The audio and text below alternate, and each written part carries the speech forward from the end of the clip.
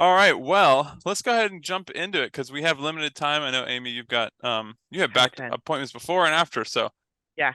thank you both for carving out time in your schedule today to do Yeah. this. Really Of appreciate course. it. Sure. And again, just for folks who are going to watch this later, the purpose of this is um the work we do is really tough work, right? It's not like we're working on cars or computer systems. It's tough work we're doing with people in really tough circumstances.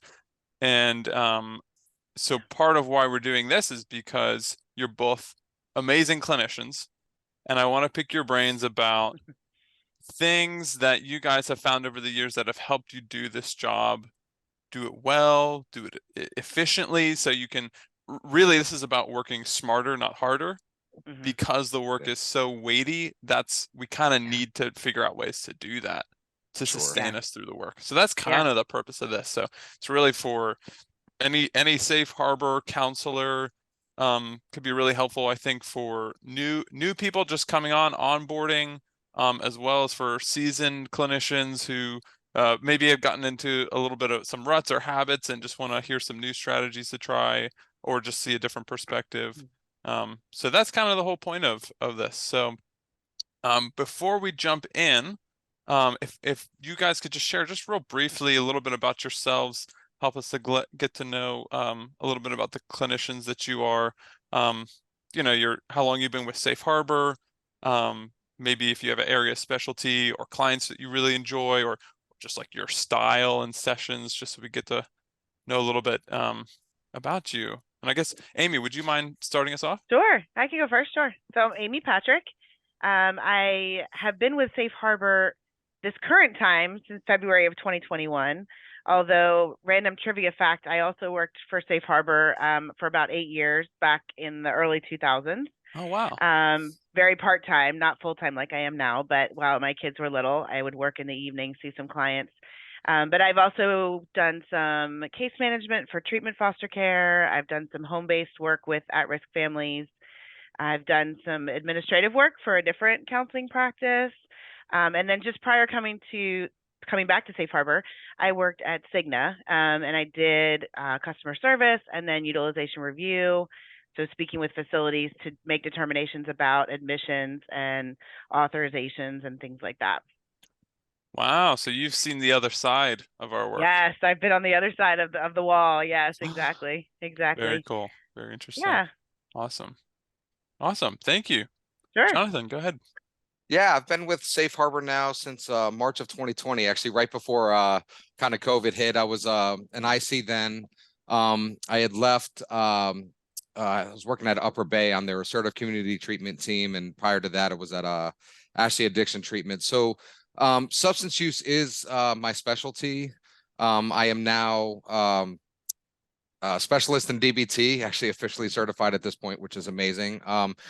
I absolutely love working with the high risk clientele and just a little more deeper on the mental health related symptoms and things like that. So that's why DBT is a great fit. But the great thing about it is that I've had to learn throughout being an IC. I had a system set up for that which worked perfectly, and then I had to adjust to the DBT kind of way of things. So yeah, I've actually done pretty well with figuring out systems pretty much for any place that I've ever been at.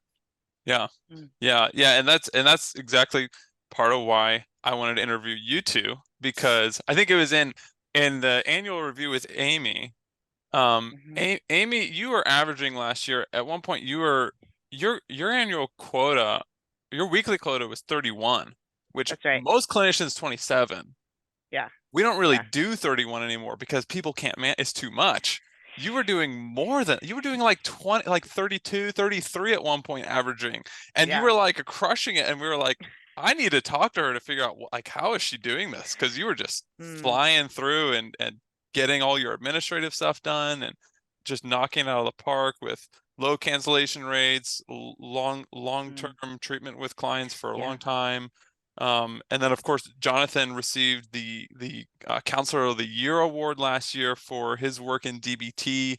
Not just the amount of sessions you were doing, but also like your M3 scores almost aggregate 50% improvement across the board, which is like jaw dropping. I mean, it's just it is phenomenal. amazing. So two amazing clinicians here. That's why hopefully people can understand now why I've got you guys together in a virtual room here to talk a little bit. But thank you for sharing a little bit of your background. And for folks not super familiar with the DBT side, DBT runs a little bit different. You guys run a couple groups a week. You don't really bill sessions. It's more like 15-minute units. So you bill in chunks of units. So it just looks a little bit different, but Jonathan, you've also been on the regular counseling side as well. So you have both. Yeah, and I averaged over the 2 years that I did that, I think it was either 29 or 30 as well. So I'm familiar with, you know, how I probably do things similarly to Amy there. To do that, but yeah, you two have some kind of secret sauce, so it must be something. Or we're crazy. I mean, either one. You could choose. We won't rule anything out. So. Right. Right. Okay, well, the first question I have for you guys is about scheduling. I'm curious how you all manage your scheduling. Like, what is your scheduling? You know, if we looked at your therapy notes schedules, what would we kind of see there? How do you manage sessions and how do you put in breaks? Like, how many clients do you see back to back? What is your kind of scheduling day look like there? Anybody who's ready can go ahead. I can go first on that. I schedule back to back. I think some people might look at my therapy note schedule and be a little overwhelmed, but it works well for me. I usually start either 8 or 8:30 in the morning, try to see 4 clients back to back. I do my best to take an hour lunch. Sometimes I only get half an hour depending on how things are rolling that day. And then I'll do 4 more after lunch. I try to stick really closely to only seeing 8 clients a day. I learned that the hard way. I feel like when I get to 9, maybe once or so, I've gotten to 10, and that I'm not a good counselor at that point for those last couple clients. So I do try to keep it to sometimes 7, but mostly 8 clients in a day with that break in the middle. Okay. Yeah. And is 4 is that kind of like your max back to back, or do you have like a back to back max? Yeah. Sometimes it'll end up being 3 and then lunch and then 5. And I don't like that as well, but if it works better to get my clients in, you know, I can do it that way. I don't think I would really schedule more than 5 back to back without having a significant break time. Yeah. Sure. Yeah. How about you, Jonathan? Yeah, see, I definitely agree with Amy, but you know, I think the difference is that, like, so my strategy is you know, I go up to the 53 and I basically set that expectation very early on. I explain to the client that we go up to the 53, and I generally utilize that time, right? Because I do my note in session. So I have my template up, and as the client is talking, I'm writing down key points. At the very end of the session, usually the last 3-4 minutes or so, I will talk with the client or whatever about everything that I have in the note. Is there anything you want me to change? Does this all sound good? You know, that type of thing. So by the time the next hour hits, I'm signing my note and I'm on to the next one. But I also have that, 5 minutes where I can just kind of get myself settled back in, take a deep breath, depending on who I have next. And move on to the next one. So I have built-in kind of, breaks, if you will. They're working breaks, finishing the note and things like that. But it's important to keep that boundary early on. Yeah. Because sometimes we get some talkers, and there's nothing wrong with that. And there are times I will go over that depending on the need. However, I generally stick to that model. Yeah. Yeah. So, okay. So that's a great point. I'm glad you brought that up. How do you, and I want to come back to what you said about doing notes in sessions, but how do you all manage the 53 minutes? That's that's a hot topic for clinicians of like, I get talkers and then, it's the doorknob statements they throw out at the end of the session and it just drags on. I can't cut them off. How do you guys manage that? Trying to get to that 53 and cutting off as quick as you can there. So if you don't mind, I'll take this one. Yeah, go first. Go for it. So it's very interesting because you'll get the talkers and things. I start developing a very open relationship with them early on. so that I can, I eventually get myself to the point where I can cut them off, and I'm like, hey, we're kind of going over time here, at the moment. I'd like to go over our note, for this session, please. And then I'll ask him, write that down, write that statement down so that we can start there next time. So I'm not cutting them off. I'm like, hey, I do want to hear you. However, I have a schedule that I need to stick to. And I basically do it like that. And plus, I don't care if they like me or not. I'm not the clinician for everyone. So if it's not me and they don't like my approach, we'll have that conversation, and and if they want, I will literally call intake with them on the line, and I will find somebody for them. Yeah. Wow, Good. that's a fascinating point, that you're not so you're not being driven by fear of what the client may think of you, while also trying to balance meeting the client where they're at, right? Which is all your clinical skills, and not having that fear, I guess, it sounds like it gives you the freedom to have that good boundary. And it's interesting too, because it sounds like a lot of that comes back to your relationship with the client, just having a good relationship, Yeah. right? Building that rapport. Yeah. How about you, Amy? Yeah, I think similar to what Jonathan said, usually around, at about the 50-minute mark, I start to think about, wrapping up. I start to, talk to them about, like Jonathan said too, like review, like, okay, here's what we talked about today. Maybe here's what you said you wanted to work on this week, or what you're going to try to notice this week, so that it, starts to feel like we're wrapping things up. I will, we all have talkers. We all have ones that, or, couples that all of a sudden there's conflict in the session. So I will often say to people, like we're really close one time. I have somebody else that's going to be looking for me, because I do schedule back to back, and I don't necessarily tell them that in the first session, but I kind of use that language so that they know, like, as much as I want to be on time and honor their session time, I also have to do that for the next person that's waiting to come in. So I'll often just make a statement like that. I've got somebody else that's going to be looking for me. We'll pick up where we left off next time I see you. Yeah. So yeah, and I think that's helpful too, because it's informing them about, kind of gives them bigger context of, like, our Right. world is just not this 53 minutes right now. There's other things going on, and That's it's right. important to have that context. Yeah. Yeah. Nice. Awesome. So Jonathan, you said something about going over your note with the client in session. Tell me a little bit about that, because that's not something I hear often. Sure. Yeah. So, I learned a long time ago that handwriting them and then putting them in therapy notes was like, it was very redundant. And I'm like, well, if I, if my attention is going to be split regardless, whether I'm writing on a pad or that. So one day I just decided that I was going to open up their chart, and I would have their note up. And then the key points I would just type out, right? I wouldn't worry about complete sentences and all that. I'd just get the basic gist. One thing I've realized is that people, I mean, unless there's something significant going on in session or whatnot, the notes don't necessarily have to be that detailed. The notes are for us. Right. And so I capture the key points so that, one, I want to protect my clients just in case their notes are ever subpoenaed. They would need me to decipher the notes, even though I know exactly what's going on. Two, right, as long as I'm getting the gist of what they're saying, so the next session I can pull it up and be like, oh, we talked about interpersonal conflict, and I don't put specifics in there. Right. And again, that's protecting my client as well, right? So protecting my client's very, very important. I want them to feel as though they can talk to me about anything, and that's how I do it. And when they see the note, because we come across some very sensitive subjects in therapy notes, and the more specific you are, the harder that it is to defend it.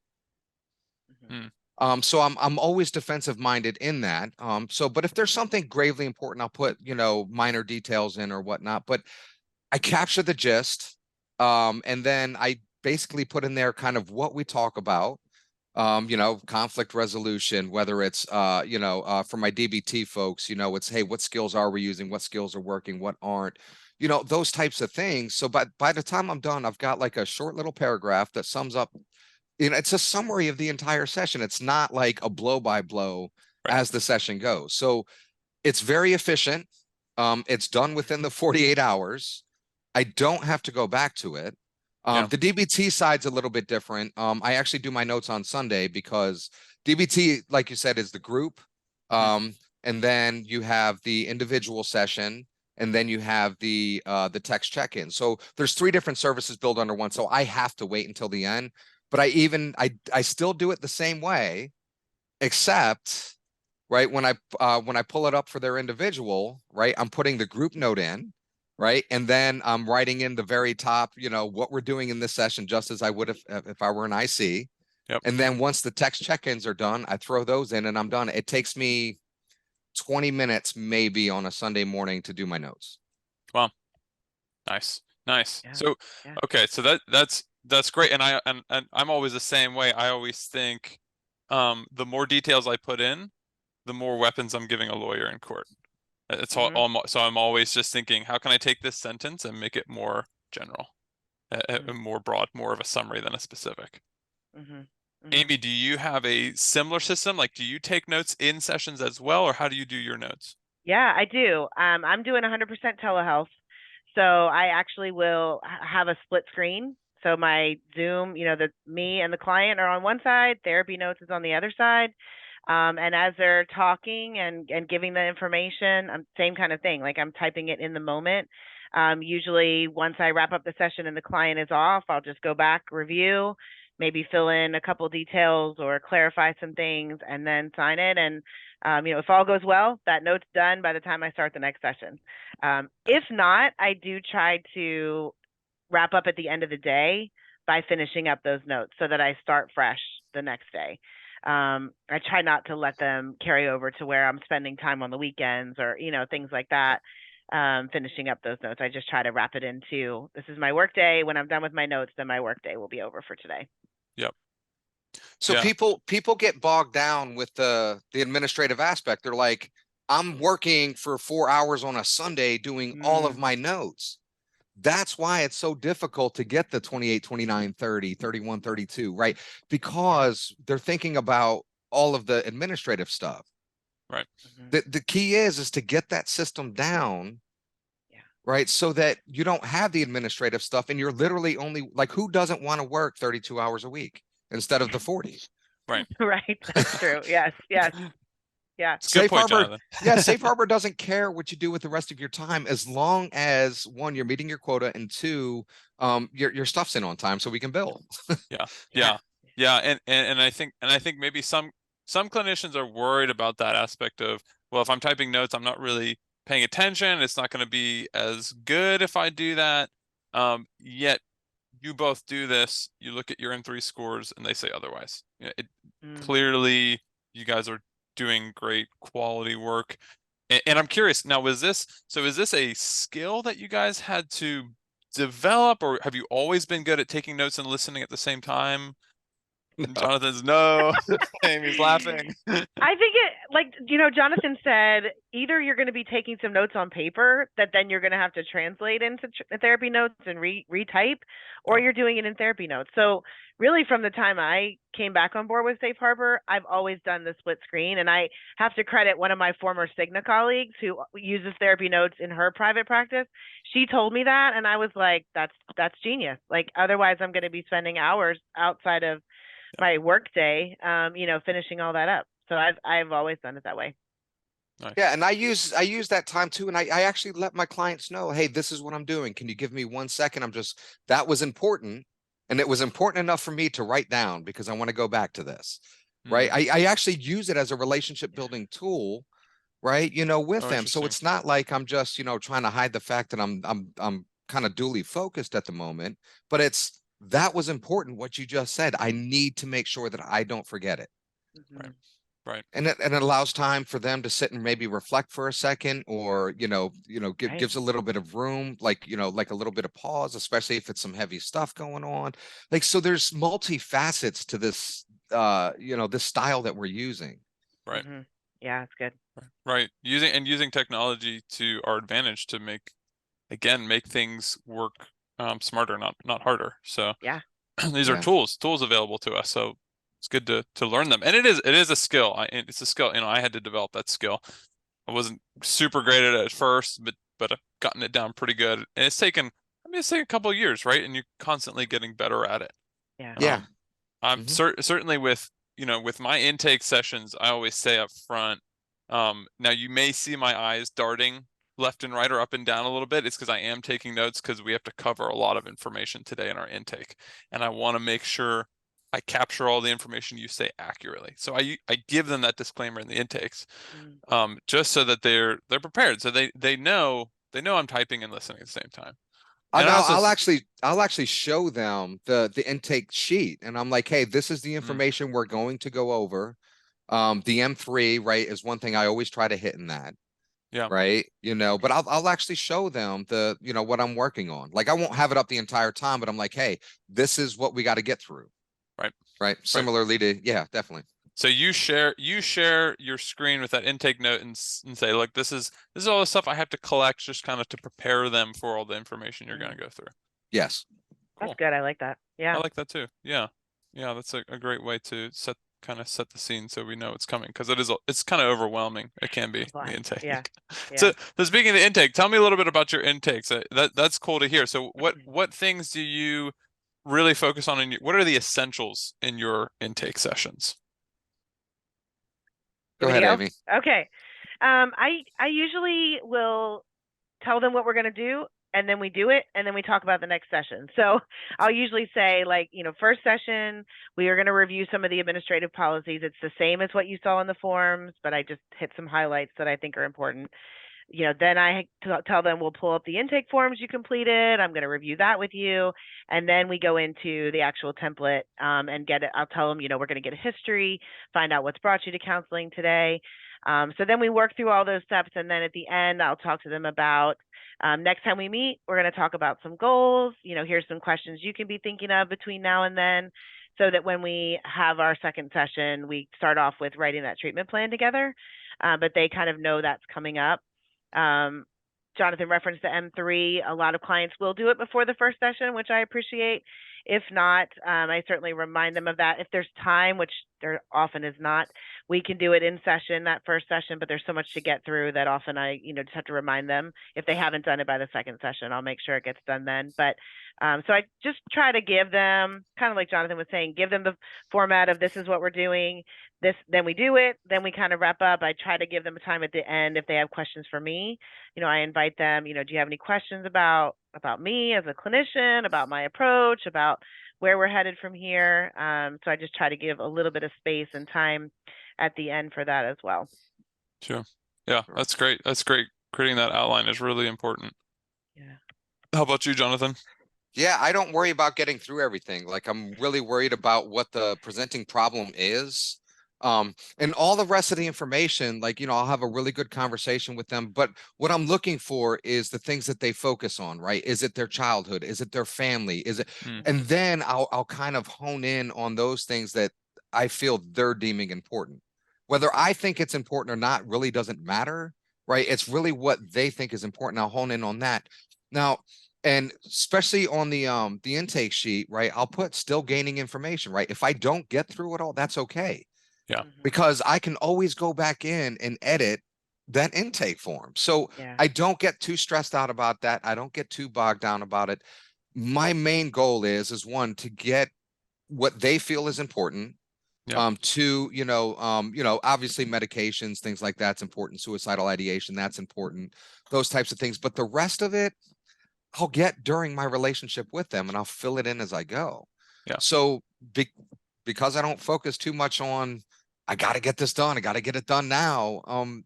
My intakes are generally just like a conversation like you or I would have, when we're just, hey, Daniel, how's the family, right? How's the wife? How's the kids? How's the relationship with dad? And literally it's just a free flowing conversation that as I gain information, I'll just plug it in. Yeah, and it's a nice balance too, with also sharing your screen with them so they know in the back of their minds there's like, well, there's all that information we do have to get through, while also just kind of meeting them with where they're at with that, which is really cool.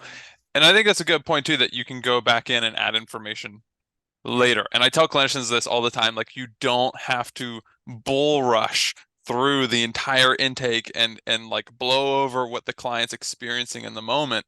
You can pause and sit there with them and come back later to that stuff. Just put in to be assessed further, and you can come back to it. Now, the important thing is that there's an auditing trail. So everything is tracked when you go back and edit a signed note. So, and I say, try not to delete anything because that could look fishy. I just try to add stuff when I get more information, but you can absolutely do that. Excellent point, Daniel. Yeah, definitely. I don't take anything out. I add to. Yeah. Yeah. Good clarification. Yeah. I also use the intake session to set up like, hey, we bill for 53 minutes, and that's when I have that conversation about 53 minutes too, right? And I'm sure you guys do the same thing too. Yeah, it's in the policy aspect of it. Like, hey, that's what I cover in the admin stuff for sure. Yep. So the and admin stuff. I've also started saying with telehealth, I know Jonathan does telehealth too. I usually will remind them, I will make sure my environment is confidential.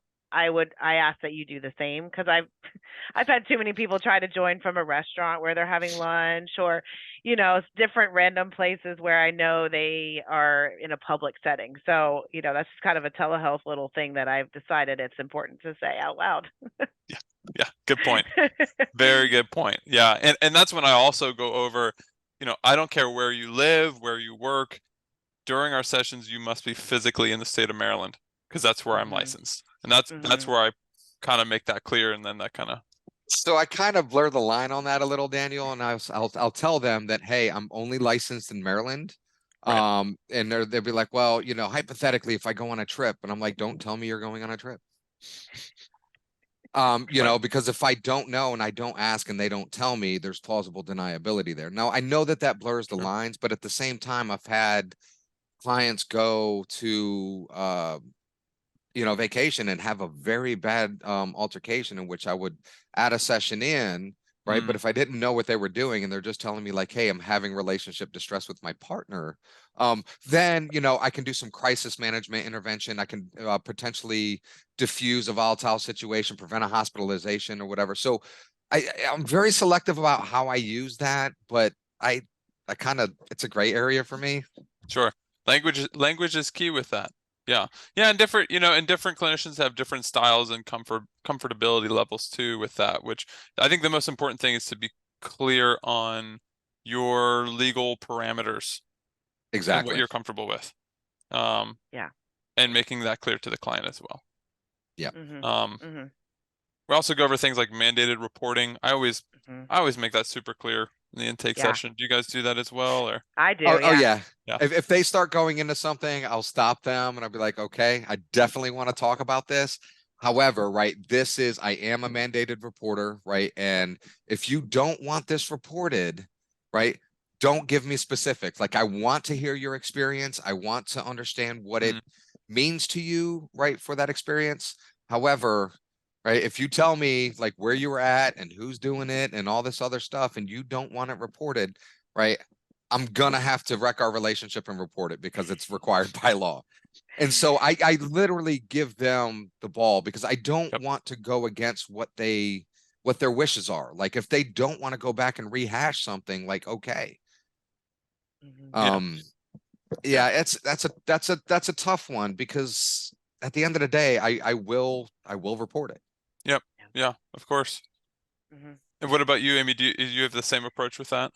Yeah, that's part of what I cover. And when I kind of highlight the administrative stuff, confidentiality is like the number one thing that I'll say in there. And I'll even go into, these are the exceptions, so that they understand that as well. Yeah. I like to go through mandated reporting before we get into anything. And like say, like, if you give me names, locations, like identifying information, you have to report that. Right. Because sometimes they'll just start going and then names start coming out. I'm like, whoa, and then I lose it and it's too late at that point. So I like to, but I've also done the same with you, Jonathan, where I've like, I can feel it coming. I'm like, time. Tell me about M3 assessments. Do you all like to do M3 assessments with clients, or do you let clients do it on their own? I do it with them, every single one. Okay. Because that way I can clarify. I can clarify some of the expectations of the M3. I can explain what the M3 is looking for. It just allows me to, really get a more accurate depiction, I would say. Yep. Okay. I've done both. When I hear from the office that somebody's due to take one, I'll email them the information for them to log in and do it. If they don't have time or don't have the motivation to do it before the session, then I'll do it with them in the session, and then review the results when they're posted. Yeah. It's a good point. I think it helps to be consistent whichever way a clinician chooses to do it. Because I've found that I had a transfer client he did all his M3s on his own. He transferred to me. We did it together. Okay. Boom, his numbers went up because he was just like clicking through, like he didn't really think about, not a lot of insight. So he didn't really stop to think about like, well, actually, I guess I am pretty stressed every day, most of the day. And it's not, when we saw a big jump, I was like, okay, so consistency is key, I found that whichever way a clinician goes with that. But that's a good point. Yeah. Cool. We talked about limiting to 53 minutes. What about after the session is over? What does your interaction with clients outside of that 53-minute block look like? How do you set up boundaries, and what kind of communications do you have? Go ahead, Amy. Okay. I will generally, part of the intake session, I will usually say, email is the best way to reach me because you can use my phone number, but I often can't answer because I'm in session. Or you can text me if you're like, I'm running 5 minutes late kind of thing. That's fine. But I often will communicate. I will often send them resources, articles, worksheets, things like that. I try to do that in that little break between sessions so that I don't forget to send them those things. And I had a client yesterday that emailed me about lunchtime and said, hey, I'm really struggling. Do you have any openings today? And I was able to fit her in at the end of my day. So scheduling things and then resources are generally the things that we're kind of going back and forth on as far as email or text messages go. Nice. Jonathan? So on the IC side, when I was an IC, it was definitely the email. I never used text. I never used the phone. I would use like if I couldn't get a hold of them via email, and they were late for session, I would actually call them. But as far as after the session, it was all email, and I let them know that I stick to my hours, and if there's an emergency, right, here's the numbers that you can call for an emergency. DBT is a little bit different. There are no boundaries in DBT. So, I do set my boundary saying that if you text me at 10 o'clock at night, chances are I'm sleeping, right? Do not expect a response. Yep. So my interns actually do a lot of my text check-ins for me. I'm on every single communication. And so they have access to like 2 different people, basically, kind of throughout their experience, but that's part of that next level of care. It's right below that partial hospitalization. So you kind of have to break those boundaries a little bit with DBT, just because that's the way the program's designed for that extra added support. But it doesn't mean that I can't set certain boundaries. Yep. You set boundaries within the limits you have. Yeah. Yep.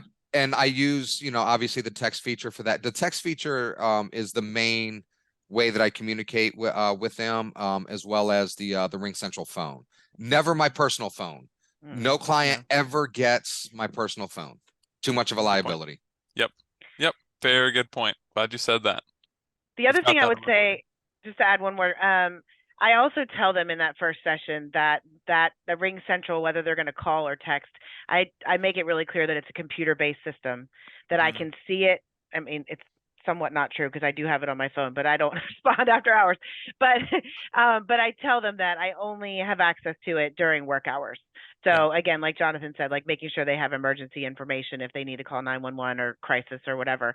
But I make sure that they understand that I'm not going to be answering at 10 o'clock. I'm more traditional, not the DBT program. So I make sure I say that up front at the first session. Yeah. And I know there's a lot of details and nuance here, but I think this is really important because technology advances, we have more access to this stuff. So the responsibility ball is in our court to really set those boundaries. So that's key. And I do the same thing as you, Amy, and always communicating like I don't do any clinical work via text or emails. Right. That's all within our session. Absolutely. I will answer administrative questions for you. That's what those are for. So I just have a couple more questions and then we're going to start wrapping up soon. I want to ask about cancellations. Cancellation rates is is another hot topic of how to decrease cancellation. Just gonna open that one up. What thoughts, strategies, tips, anything you guys got? So Safe Harbor is going to hate me for saying this, but going back to what we had kind of talked about at the very beginning, right? The relationship is the most important thing, right? And I understand that life happens. And so I typically don't I don't charge the no-show fee. I build my relationship with them. The only time I charge no-show fees if it's like 2 or 3 weeks in a row with zero communication. And at which point I will go ahead and charge that, because that's going to prompt them to then reach out to me, and then I can at least get some closure on what's going on with them. So I don't charge that fee unless, it's extreme circumstances. I really just want to meet them where they're at. A lot of our clients, they're not well to do. So, $30 might not seem like a lot, but it's a lot when you don't have it. Yeah. So I really try to be understanding of their situation. I don't charge the fees. I also don't worry about like hitting numbers either, because there's an algorithm for that, which we'll go into probably in a minute or two. But yeah, basically, but what that does is that aligns me with the client, showing them that I understand, and then they feel like they have to come to that next session if they miss this session. So on the back end, I might not be charging that fee, but I'm also not getting multiples, of cancellations or whatever, week in and week out from the same person. Yeah. Yeah. And that's an important point too, is Safe Harbor doesn't have a policy for charging that cancellation fee. It's up to each individual counselor for that reason, because you can use the cancellation policy or the cancellation fee, or not use it to your clinical advantage. You can use it to build rapport or to set boundaries, or however your style is with your clients. Right. And what I have found is that, the second that we start doing depending on the client or whatnot, but if they look at it as this is just a money thing for us, the chances of developing a really deep rapport is, and for $60, to me, wrecking a rapport is not worth the $30 that I would have gotten. Yeah. Right. Yeah. Yeah. How about you, Amy? How do you handle cancellations? Yeah, I mean, I typically pretty similar. If I get an email from them or a text message and they need to cancel, their child is sick or a meeting came up at work or something, I try to reschedule them in the same week. Hopefully I can. If I can reschedule them in the same week, then certainly I'm not going to charge them for the cancellation. Or, if it's a valid reason that they have COVID or something, I'm not going to charge them for the cancellation. If they don't show at all, I wait 5 minutes, I usually text them, then another 5 minutes, then I call. If I can't reach them, I'm more likely to charge that fee because they haven't communicated what's going on. So I will typically do that. But I've also found that if I show flexibility to my clients, as far as like, oh, a work meeting came up today, like I can meet Thursday, then they're also going to reciprocate that with me. Like, let's say there's a CEU or a peer case review that I really want to attend, but that's their usual time. I'll be like, hey, do you mind if we meet on Wednesday afternoon this week? Because there's this other meeting that I would like to try to attend. And so I feel like that's a respectful kind of understanding that I try to build with my clients. Wow, that is such a great point, because there's been times in the past, I will admit, I charged a cancellation fee and I could feel this kind of like looming over my head in the next session of like, man, I got billed $60, and it's like, yeah, it's the policy, and that's made me go back and rethink how I do it, and that's a really important part of kind of like respect and flexibility with that. That's huge. Yeah, I love that point. That's great. Yeah. Jonathan, you were going to say something about an algorithm. Yeah. So when I started in March of 2020, I had 0 clients, obviously. And over the course of 2 years, I averaged maybe 1,350 to 1,400 sessions in a year, which I think equates to like 29 or 30. And like I said, that's coming from 0. The first few months, like I was not full at all. No. And so what I realized is that because people were so worried about numbers and things like that or whatnot, and as an IC, you only get paid for what you do, right? So I started realizing that my summer months, people going on vacations, lots of stuff coming up, and sometimes I'd get 21 or 22 people in a week, and you know, and at first I'd get worried about it, but then, right, as soon as like the fall winter hit, boom, right? Like I'm scheduling 35 to 36 and I'm getting, you know, 27 to 30, 27 to 31.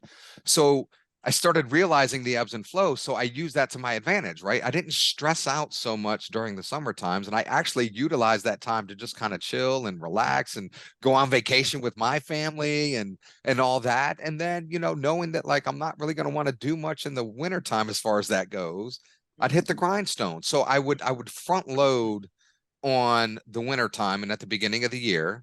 I'd let it wane. And then usually about August, September, I'd go ahead and let intake know, fill me up and off to the races. So I knew that algorithm. So I never worried about, you know, because I knew, you know, week to week, you know, it's going to level out. Mhm. And so even financially, I have a family of 7 that you have to support or whatever. So the difference between 30 and 22 is significant. However, um, things always seem to level out. Mhm. Yeah. There's a balance in the calendar year as That's right. things goes in our Yeah. work. Yeah. Yeah. Good point. Very good Mhm. point. And it's helpful to keep that context in mind because we can start to freak out when things, you know, a 1 week, 2 weeks, things are dipping and, you know, it's think like spring break right now. Some clinicians are having trouble Mhm. with spring break and clients not Yeah. showing up for that. So, Yeah. but you know, there's a balance that'll come back. So, Yeah. Mhm. Mhm. okay, my last kind of question for you guys is about self-care. Um, avoiding burnout. You know, this is really tough work. We do a lot of it and it could be heavy. How do you all manage that? How do you not only stay afloat, but stay, I guess we could say motivated or excited about your work or enjoying your work without getting burnt out? So that the idea that we're not going to get burnt out or that we're always going to be happy with our work is a facade. Um, we don't always have to be 100%. 30% of us on any given day is better than 0% of us. So that's the way I look at it. There's days I just don't want to come in. And so I come in and I have a very candid conversation with my client saying, hey, you know, like, you know, I'm you know, not necessarily struggling or whatever, you know, but like I'm not 100% today.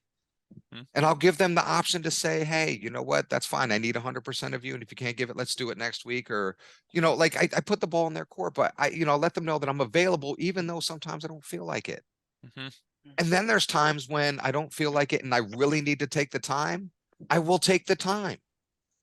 Most of us feel such an obligation to our clients. And I'm not saying that we shouldn't have that, but we should also have the obligation to ourselves. And I always, you know, I always use the airplane analogy with my clients. I'm like, hey, right, where do you want to take the most important person in your life? And they're like, oh, I want to go to Hawaii. And I'm like, you're over the Pacific, 30,000 feet, right? And you lose oxygen. Oxygen mask comes down. Your wife's struggling to breathe. What do? Oh, I got to get the oxygen mask on her. And I'm like, oops, you passed out on the way over. Now what? And they're like, oh, well, I guess we're both kind of in dire straits. Like, yes. So because I do that with my clients, I'm like, hey, you know what? I need to put my oxygen mask on now, right? You know, I have some things that I need to attend to. I don't tell them exactly what it is. I don't go into details or whatever, but you know, I give myself permission to not have to be at their beck and call 100% of the time. And I don't have to be 100% of the time all the time. Yeah. Does that make sense? Yeah. Yeah. Yeah. Good. Yeah. Very, very cool. Thanks for sharing. And that a lot of that feeds into your style as a therapist, which is really cool to hear about how everybody has such a unique style. And I love your candid approach with your clients because I think that's a big part of why clients feel very connected with you is because you're candid with them. You're honest and open with them. Yeah, That's for awesome. sure. For sure. How about Yeah. you, Amy? Yeah, I have I kind of structure my week, even though I as I mentioned, I try to do about 8 sessions a day. I have I think it's like a mental lock on trying to do 15 sessions Monday and Tuesday. I mean, I Mm. do try to do 8 a day for the first 4 days of the week. But if I can get 15 in those first couple days, I feel like that's really good momentum to meet my quota for that week. It just Yes. feels really good. So I kind of front load Monday and Tuesday, and I found that that might allow me to have some open spots later in the week in case I have somebody that needs to push back. You know, I can say, oh yeah, I do have a Thursday at 11. You know, can we meet then? And I also am I don't work Friday afternoon. I know Jonathan, I don't think works Friday Nope. at all, but I do usually like 8 to 12 or 8 to 1, and then I have the afternoon off.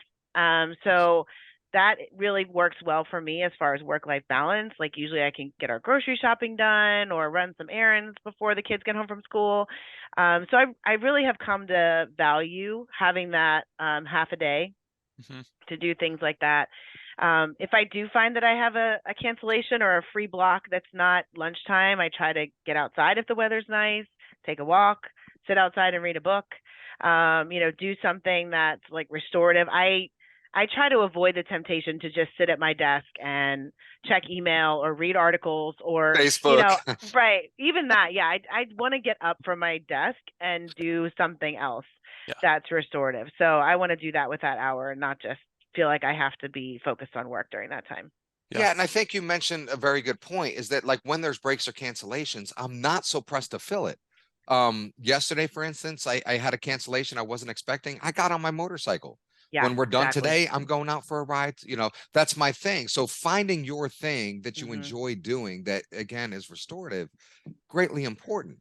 Yeah. But we as clinicians and professionals, like a lot of times what I see is that I've got to get this time filled, right? I've got to be, I can catch up on some notes, I can catch up on this, I can catch up on that. And I'm like, no, like I would not have gotten that done had I had that client on that time. So I'm going to use it for me. That's right. Nice. Exactly. Nice. Boundaries not only with clients, but boundaries with work for us. Very For important. sure. Yeah. For sure. Well, y'all, this has been super cool. I really enjoy getting to talk with both of you. I love hearing how different your styles are because you're two of the most successful clinicians at Safe Harbor, yet very different styles, which just goes to show this work is an art. It's an art form. Mm. And it's about finding your style and getting into your own rhythm and pace and flow of things and learning from other clinicians. I've learned cool strategies from both of you today. My style is different than both of yours, yet I'm totally taking some of this information you said. I'm using it because it's great. It's awesome. Yeah. Awesome. Any final comments, words to any other clinicians, um, encouragement or just final thought? Yeah, systems can be developed across like a little bit of time, and like front loading on developing your system can really save you Mhm. a lot of time on the back end. Again, I don't work Fridays because I don't want to work Fridays. This work is too heavy, and you cannot work Fridays and only work 4 days during the week and still hit your quota. That's right. Right. And, the less that we actually worry about that quota and the more that we just sit and figure out and be who you are. I've always said this and I've always been this way. Even on the ACT team, people would worry about the quotas. We had to have 80 contacts in a month. And, I would use the first 2 hours of every day to just get all my paperwork done, the charts up to date, all that stuff. Then I would have my 1 hour meeting. I was averaging 100 to 110 contacts a month, right? And 3 less hours than my counterparts. Hmm. All while everything's been 100%, right? Like it's just once you develop that and you find your strengths and operate to your strengths, Yep. You're only working that, 27, 28, 29 hours a week. Yeah. And I think that should be the goal. Yeah. Yeah. Yeah. That's a great point. That's a great point. Play to your strengths. Don't we can get really focused on like, oh, I procrastinate notes or, I'm not great at that. It's like focus on your strengths, maximize those. That will make everything else easier. Mhm. Yeah. It's a Mhm. great point. That's right. I That's love that. right. Awesome. Okay, well, we covered a lot of information. Thank you guys so much. I really appreciate you sharing your wisdom and from your experience and your knowledge. I hope that other folks find this helpful as well. I definitely did.